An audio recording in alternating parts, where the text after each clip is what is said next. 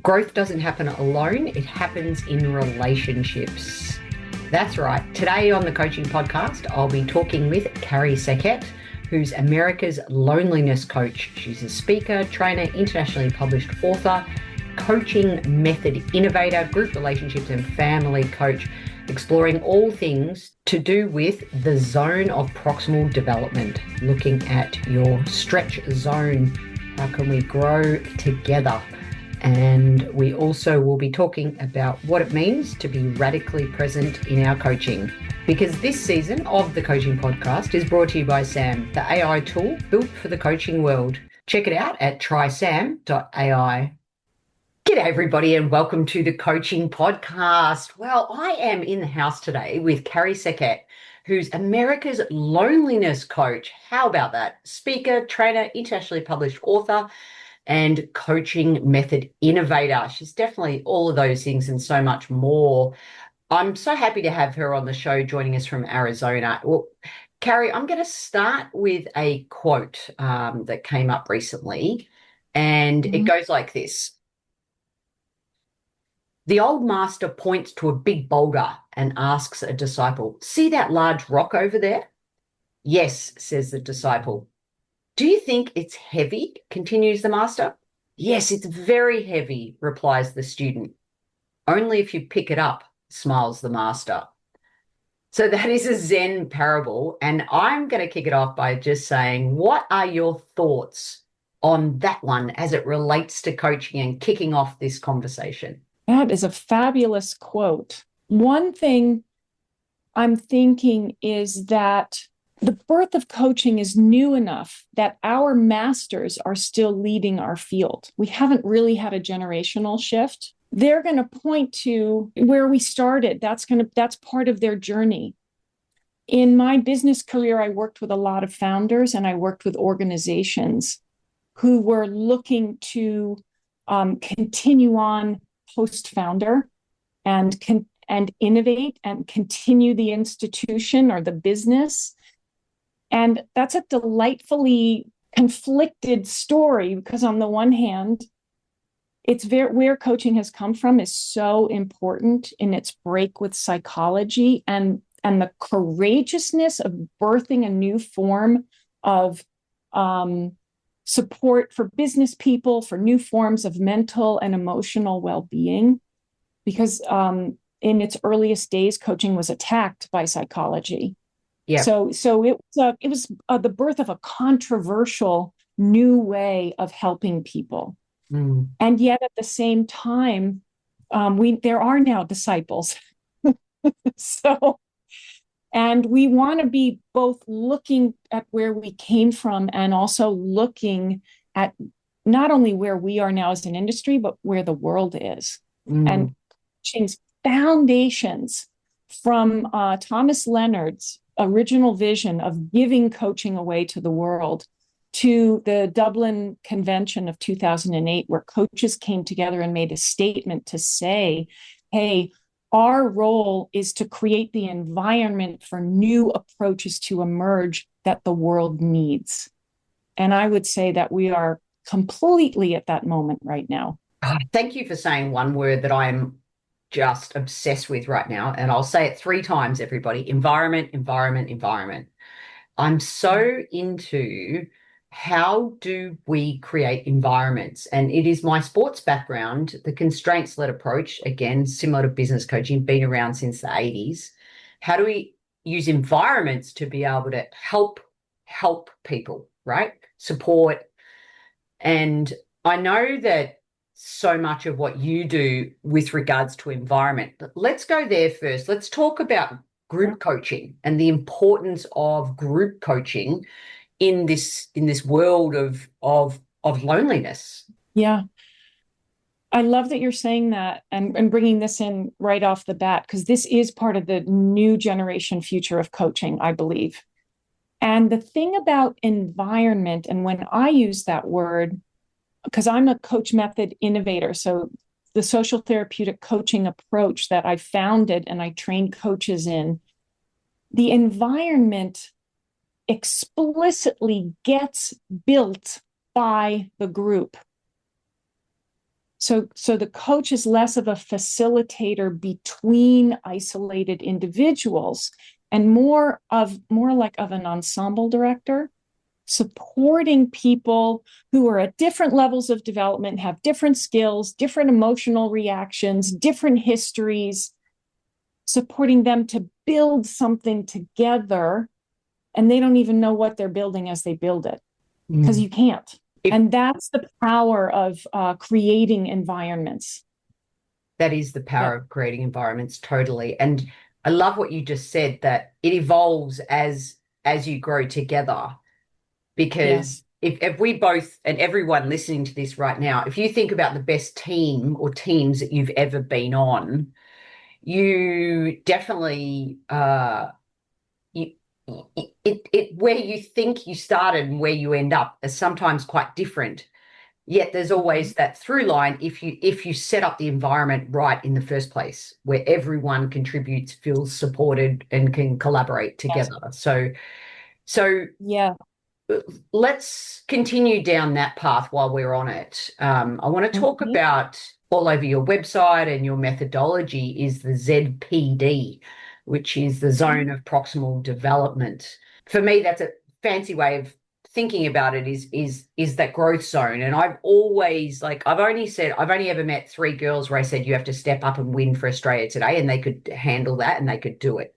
So, this jump out of your comfort zone. And certainly I'm Generation X, so it was the way that I was raised. I know you're a swimming background, sink or swim. You drop you in the deep end and you either swam or you drowned, right? So that doesn't, that again, you talk about innovative coaching methods, that doesn't work anymore, because it just doesn't. So let's talk about the Zone of Proximal Development. And have I interpreted that right? So that would be question 1. And question 2, what is your take on stretching the growth zone versus sink or swim as it relates to generational differences? What are your thoughts there? This relates to group and team work in particular. A lot of what's been created in the world as for models are based on one-to-one researching individuals. So a lot of the tools that we work with in group work and teamwork, it's a mismatch because they were made for one-to-one work. When I say that I'm a methodological innovator, I help the people that I train and my clients go beyond the me lens. Those are the tools we've inherited from the Enlightenment. And they're all, that's our culture. We live in a me culture. That's how we see the world. Those are the tools we've inherited.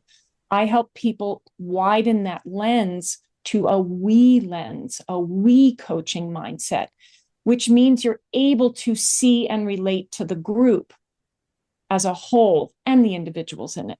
But you see the wholeness, that sum that's greater than the individual parts. The Zone of Proximal Development was a concept created by Lev Vygotsky, who was a developmental scientist in the 20th century. And he looked at child language acquisition. How do babies become speakers? Right? I mean, think about it. Do in terms of sink or swim, do we throw grammar books at babies and say, come back to us when you can get it right? Oh, no, we do not. We don't. No, we create this zone, which is a group of people who are invested in the baby's development. And with the baby, there's a social cultural environment where you're allowed to babble. You don't have to know what you're doing. You get cheered on. And that's how the baby becomes a speaker.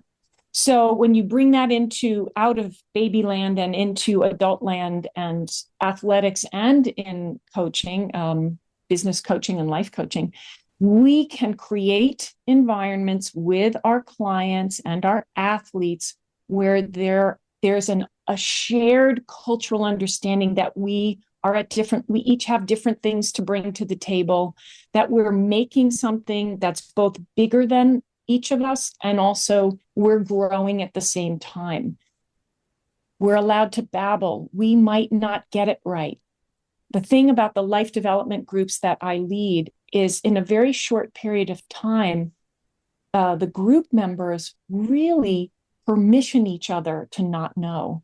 They say, Oh, you don't have, just babble. Just, you can be messy here. No problem. It's okay if it doesn't come out right. We got your back. And that's so developmental.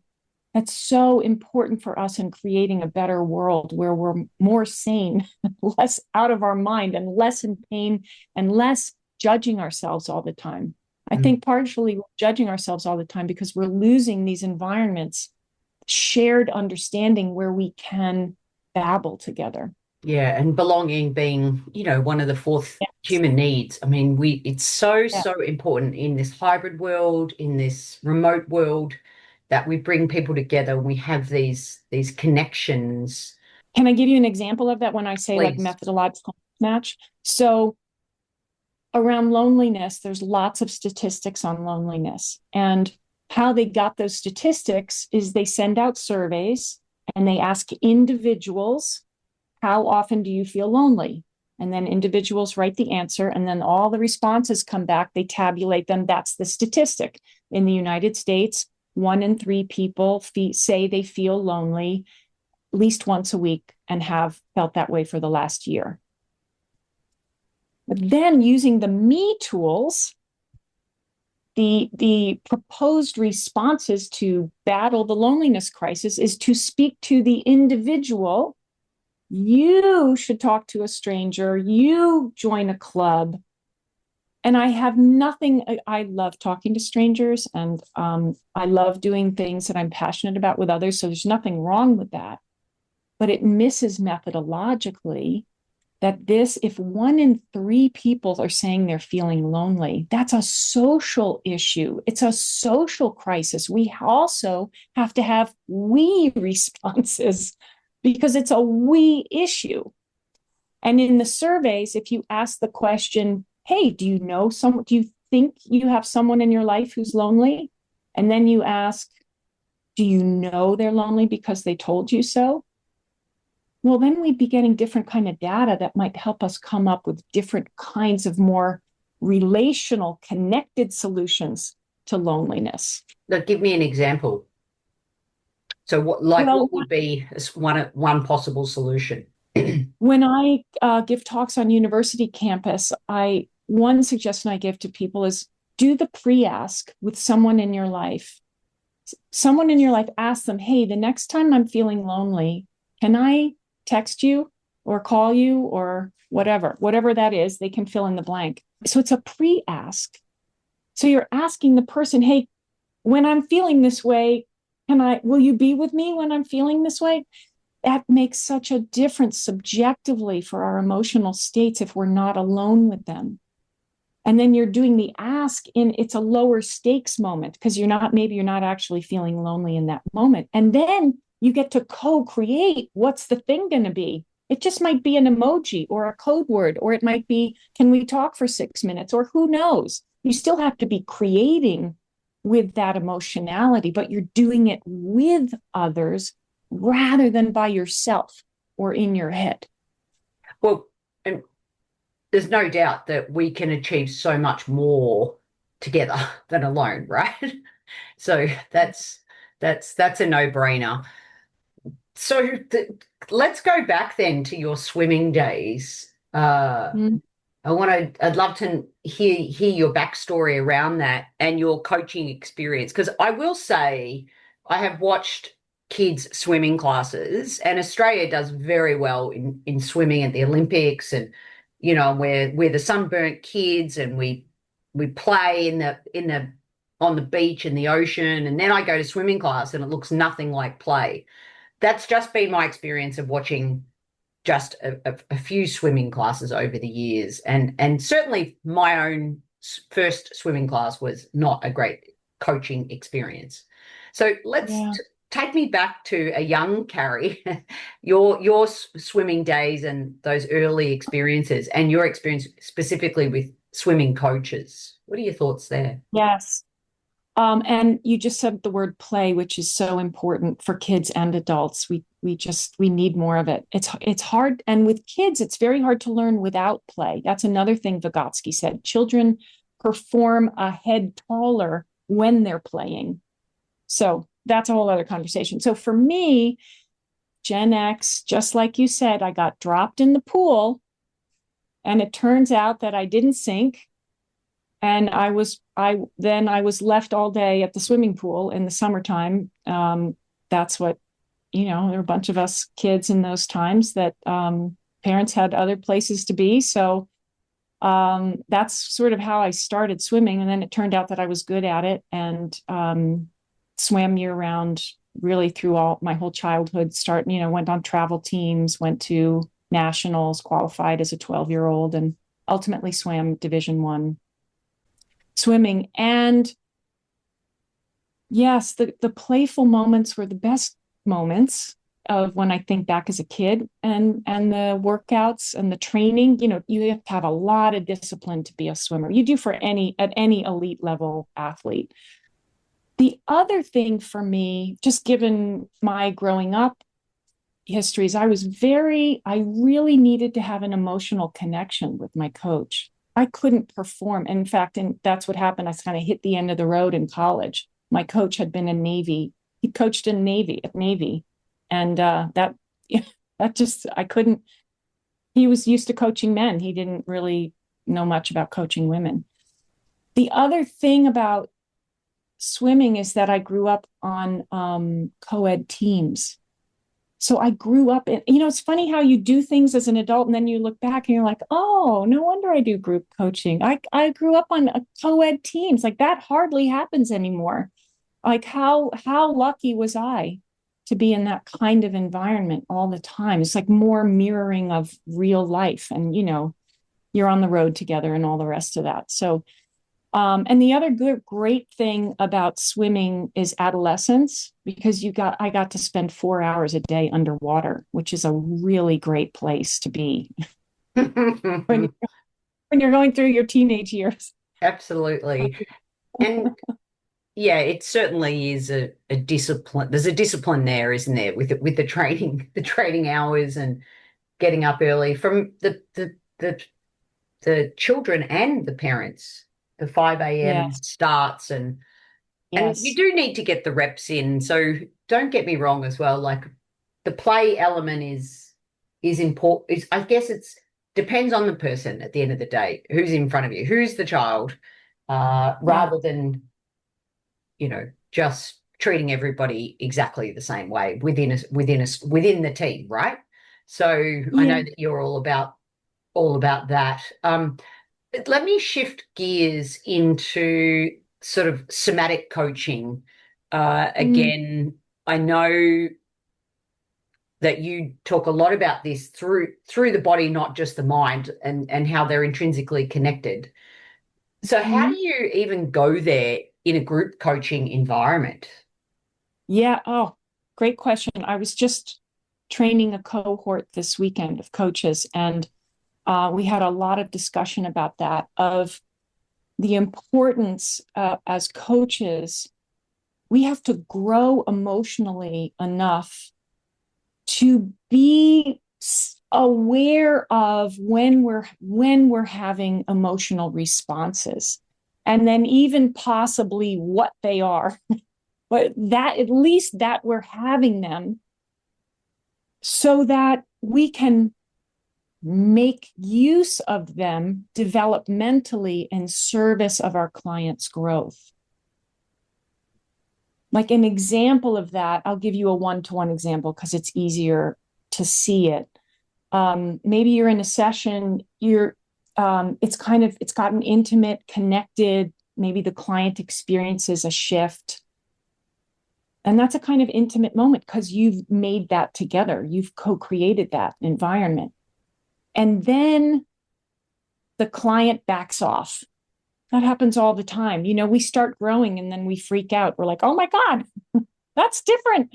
So the more and more that I coached, I started realizing, oh, I'm feeling that closeness. And then I experience the pulling away. So I've developed in my practice to be aware of that and make use of that. I might say to the client, where did you go? Or Are you curious, how was this moment for you? Or are you curious how I'm experiencing you now? To see if it's possible to say, God, I was experiencing us being close together, and then you stepped out of our coaching container. What was going on for you? And that's where the deep work happens. So it's really that we keep growing, and it's a muscle you have to continuously develop, because in our world we're in a consumer world, so we're used to just receiving things, but this is a kind of muscle you have to keep exercising. And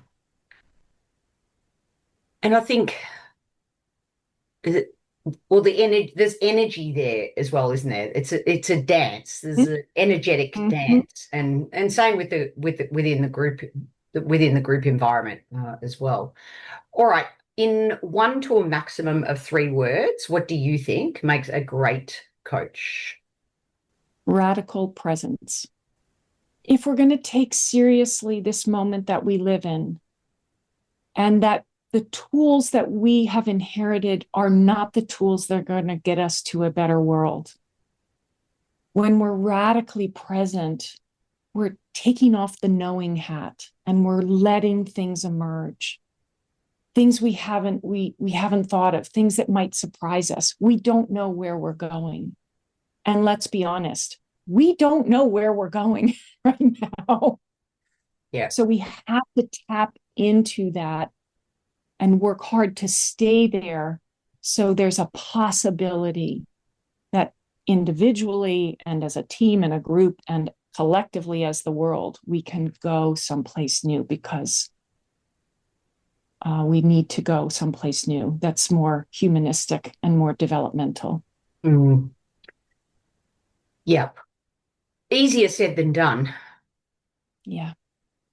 What do you have even a top practical tip around a presence exercise just to help us coaches shift from one coaching session to the next?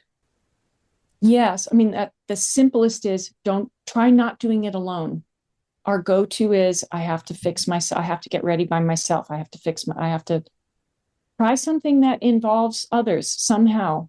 Again, could be a little text, or go to the bathroom and make faces in the mirror, or sing out loud, do something performatory, do something not cognitive.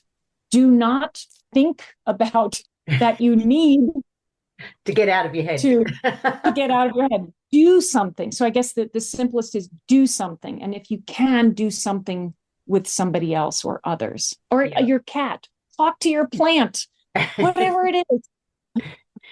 And will deepen your awareness, even taking your shoes off and connecting to the earth, or it's the grounding stuff. It's yes, to shift energy. Literally, one of my top tips over the years is to do that.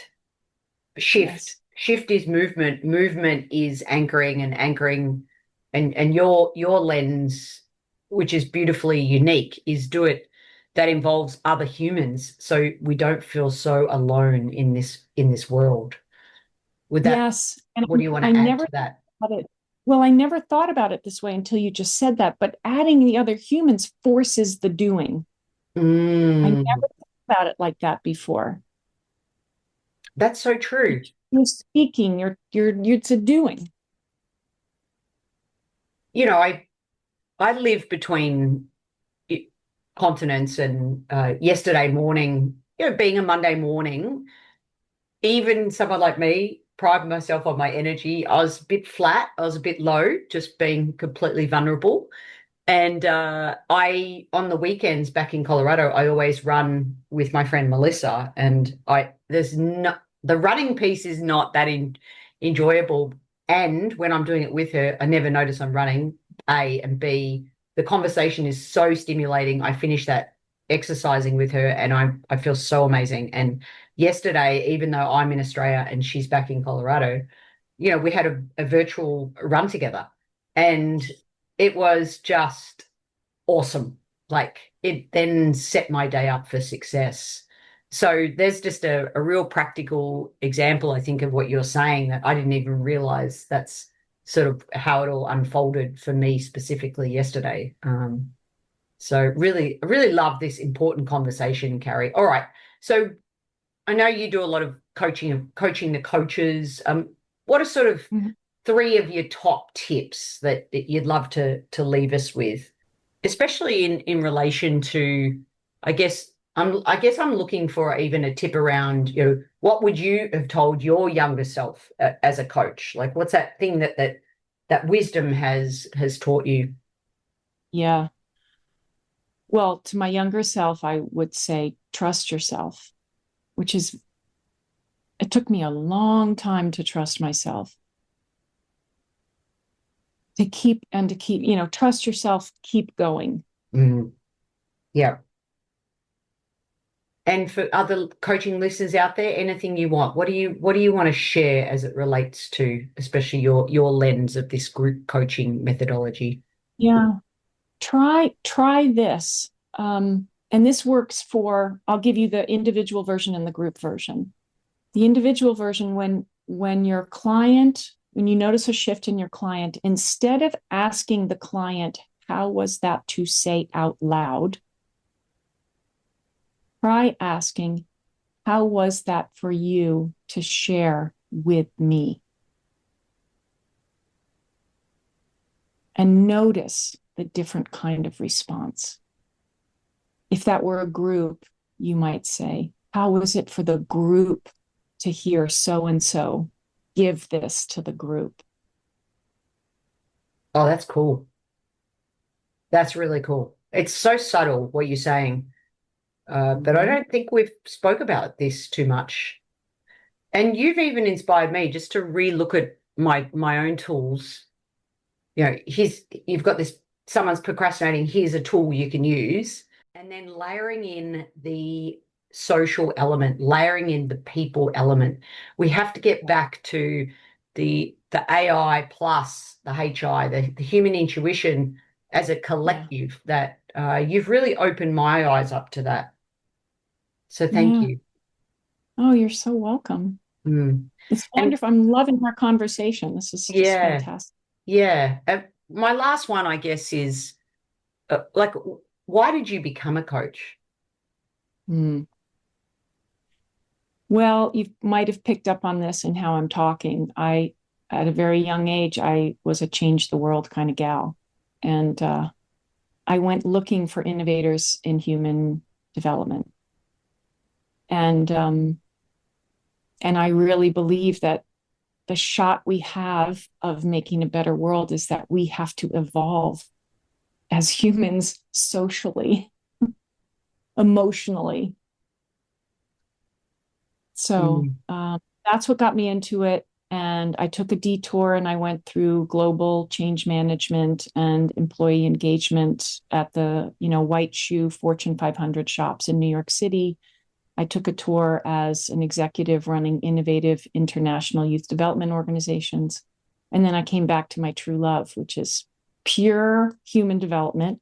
And that's when I started my practice. And then I wrote my book and started my mm, training. yeah. Uh, please, let's round this episode off with, please share us your book. Mhm. What's one? Give it a bit of a shout out, and Sure. yeah, tell me more about what's Sure. the number one message within it. The book is called Social Therapeutic Coaching, a practical guide to group and couples work. It is right now, it's the only book that I know of that has actual practical excerpts of group sessions and couple sessions. Yeah. So now group coaching is coming up. So there's going to be more out there. And this is a book that doesn't only talk about, it shows how to practice it. And it's the methodological innovation. And so that's the first half of the book, but still accessible. It was published by Routledge in 2023.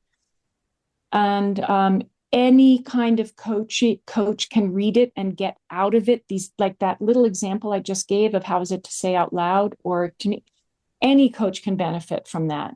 Absolutely. And it was cited by the vice president of ICF research in his article on the future of coaching. It was reviewed by the coaching psychologist. And it's being used as a textbook in university coaching programs now. Well, Carrie, you are a game changer. Let's all consider how we move from I to we, because we is greater than me. I think that rhymed, Carrie. I don't know where I pulled that one from, but I'll take it. With radical presence, may we all trust in our development, in ourselves. We don't have to have all the answers. And it's not what you think, it's what your body is telling you. So listen in order to have a collective drive, this importance of belonging, the social, the group, and reach out to someone, do some pre-work. If you know someone, we all know someone who's perhaps struggling, lonely, let them know that you are there, even if it's a code emoji. We got this, Carrie. Thank you so much for being flexible and running with my spirit of being in the moment. We were radically present together, and I'm very, very grateful. So thank you for being on the Coaching Podcast. Thank you, Emma. And thanks everyone for listening. The Coaching Podcast is sponsored by Transition Coach for Athletes, a global coaching, mentoring, and U.S. college sporting scholarship placement service. The service helps athletes navigate the often challenging world of choosing your best college fit while maximizing sports performance. Visit www.transitioncoach.com